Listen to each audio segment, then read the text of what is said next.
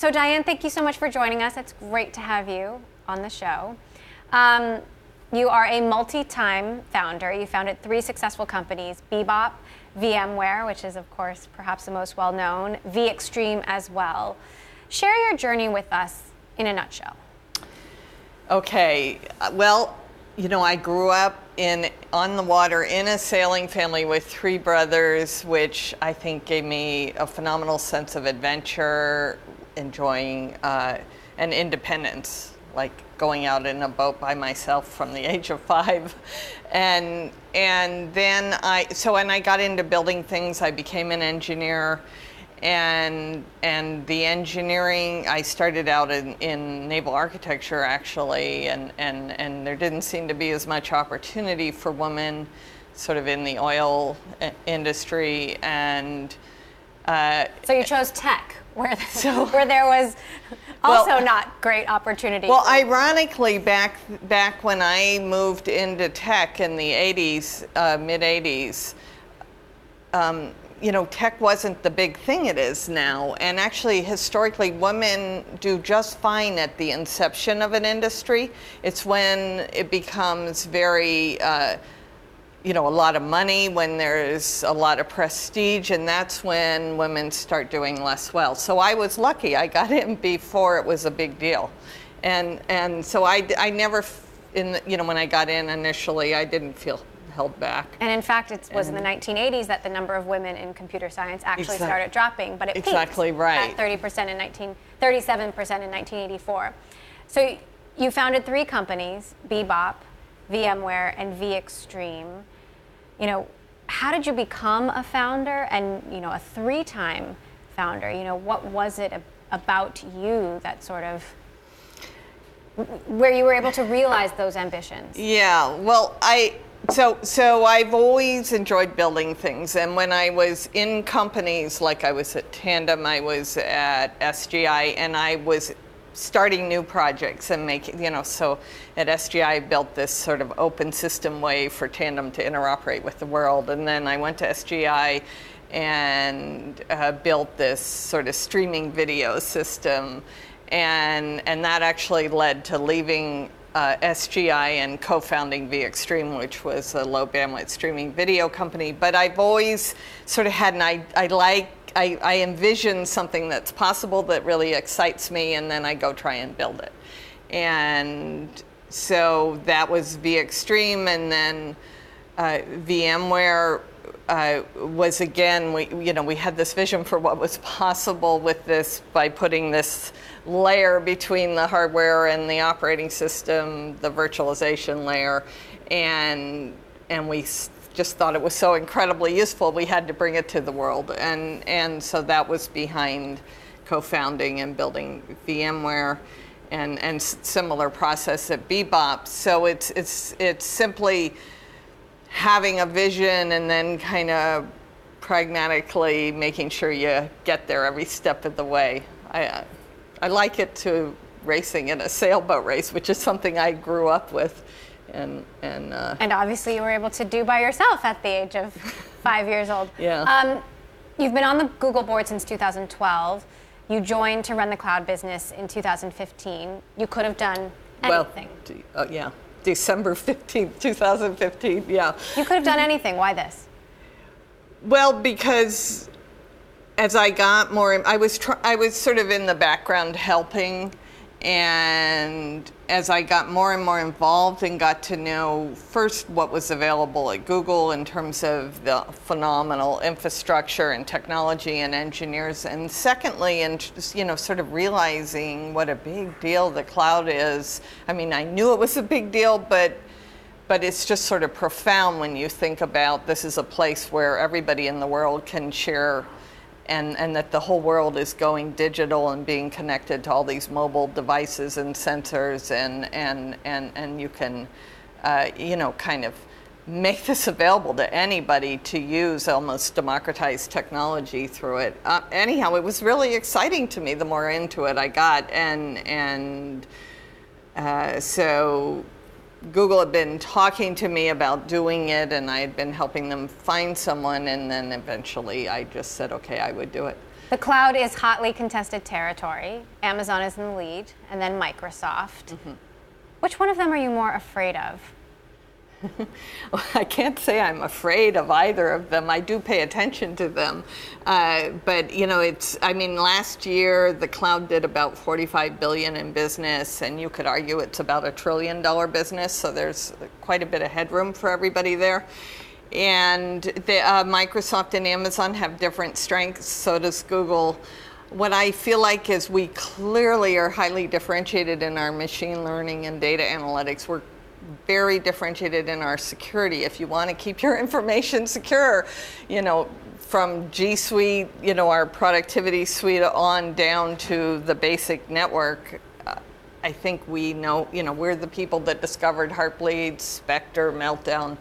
So we have these differentiations that are where all companies are going. So that's why I can't say I'm afraid. I do see we have a lot of work cut out for us, and we're working extremely hard. You said last year you think Google has a pretty good shot of being #1 in 5 years. Do you believe that still? I think it's possible. Those words were quoted a little bit out of context, but we certainly are executing extraordinarily well. We in the end of January in Google's earnings call said that we passed $1 billion a quarter in 2017, and that Google Cloud Platform is the fastest growing of the public clouds according to publicly available numbers, which puts us in the triple-digit growth. So just tremendous momentum, you know, G Suite over 4 million paying customers. So it's definitely a possibility. It's more about, you know, we're benchmarking our own growth against ourselves, and we're pretty happy with it. Speaking of the metrics, we always want more. And when will Google actually give more details on how the cloud business is doing?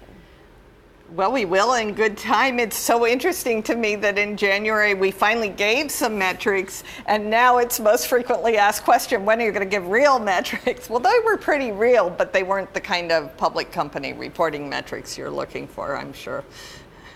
Do you think blockchain will change cloud computing? And if so, how? Well, blockchain gives you this distributed mechanism to verify things, which is powerful for everything. The cloud, you know, it's powerful for security, it's going to be powerful for health. And because the cloud is, you know, where every company is going to operate and all the data is going to be, it's going to be, you know, it's inevitable that blockchain is going to play a gigantic role in cloud and, you know, in our fully distributed world, of which cloud plays a very meaningful role because it's where all the data gets shared. We haven't seen Google make big M&A deals. Will we see that? Will that change? Well, you have to be really careful about a big M&A deal. You know, we do lots of small tuck-ins. They're pretty straightforward, and we know we can make them very successful. When you start looking at a really big deal, and those in the middle don't necessarily make sense, and the really big deals, you know, take a lot of thought, a lot of careful, and the companies that would be right for a big deal don't just sort of grow on trees. And so it's possible, but it's something that would be extremely thoughtful and not super often. What do you think about the startup landscape today? I mean, do you see a lot of good new ideas, or do you think that, I mean, some people say that Google and Facebook and Amazon and Apple are so big that it's hard for a new company? Actually, I think we're such a huge enabler for the startups, and we see it. It's like so vibrant because a startup, you know, as I was saying, we democratize all that technology. So a startup with no capital can just do amazing things because, you know, they're like assembling Legos. They get these machine learning APIs, they get these open source libraries, they get all this compute.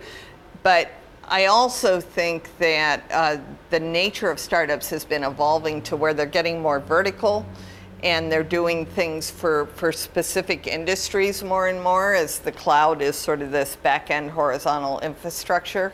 Not that there aren't still startups contributing to that pretty successfully, but we meet with startups all the time. We buy them all the time. It's pretty vibrant. Andreessen Horowitz famously tried to hire you as a partner. They talk about it all the time, about how they wanted you, and you didn't take the job. Why didn't you take that job? Working in a VC firm is different from what I like to do. I'm an operational builder. I love working with a team to build something. I love enabling people to build great things and being part of it. And I thought that, it just didn't match what I do. But I love them. And I always joke that if there was any firm, theirs is the one I would join. And one of the reasons is the incredible art collection. They do have an incredible art collection there. So why do you think there aren't more female founders, female investors, women across the tech industry? Why hasn't the industry diversified faster or gone back to its roots when women did play vital roles in the computing industry? Well, I'm very hopeful because I do see the numbers suddenly really changing quite meaningfully and more women are getting involved. But I do think that it was a pretty difficult landscape for women. I remember when we were funding VMware, fortunately we never needed VCs, but I can remember, I have a lot of stories of different things VCs said to me that they probably wouldn't say today. Not about my gender, but just like one person said, I'm too much of a plumber to invest in something like VMware. And I'm like, well, it doesn't get more plumbing like than VMware, so you weren't listening to me. And then other VCs that were like, yeah, but we know what you should really do. So they weren't giving us credibility for knowing what we were doing. And then there was famously another VC that kind of called my board members and said, why don't you let me invest and I'll get a real CEO. And fortunately, I had a wonderful, Larry Sunsini was a wonderful board member, and it didn't make sense to him. Well, you showed them because VMware is a massive public company today. Yeah, I took it public. It was $19.1 billion when I took it public.